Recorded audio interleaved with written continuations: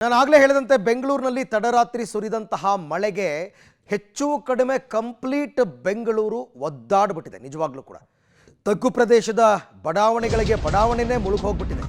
ಬೆಂಗಳೂರಿನಲ್ಲಿ ರಣಭೀಕರ ಮಳೆ ನಿನ್ನೆ ತಡರಾತ್ರಿ. ಕಳೆದ 10 ವರ್ಷಗಳಲ್ಲಿ ದಾಖಲೆಯ ಮಳೆ.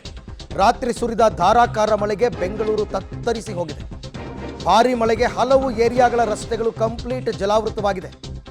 ಮನೆಗಳಿಗೆ ನುಗ್ಗಿದೆ ನೀರು, ವಸ್ತುಗಳೆಲ್ಲ ಚಲ್ಲಾಪಿಲ್ಲಿಯಾಗಿ ಹೋಗಿದೆ. ಎರಡ ಏರಿಯಾಗಳು.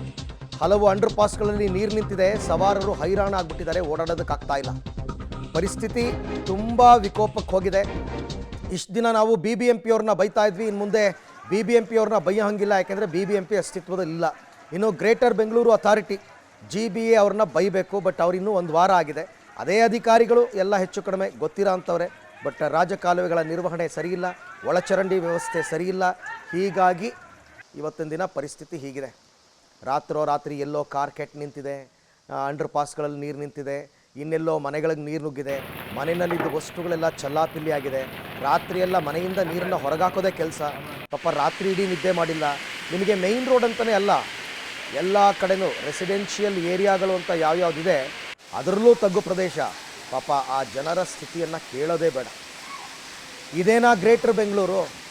ಎಲ್ಲರೂ ಪ್ರಶ್ನೆ ಮಾಡ್ತಾರೆ ಇದನ್ನೇ.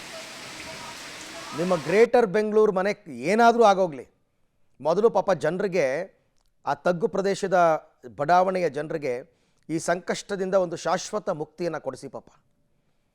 ಅದೇನು ಮಾಡೋಕ್ಕಾಗದೇ ಇರುವಂಥ ಕೆಲಸ ಏನಲ್ಲ, ಬಟ್ ಮೇಂಟೆನೆನ್ಸ್ ಇಲ್ಲ, ನಿರ್ವಹಣೆ ಸರಿಯಾಗಿಲ್ಲ. ರಾಜಕಾಲುವೆಗಳನ್ನ ಈಗ ಕಳೆದ 3 ತಿಂಗಳು ಬಿರು ಬೇಸಿಗೆ ಇತ್ತು. ಏನು ಮಾಡಿದ್ರಿ?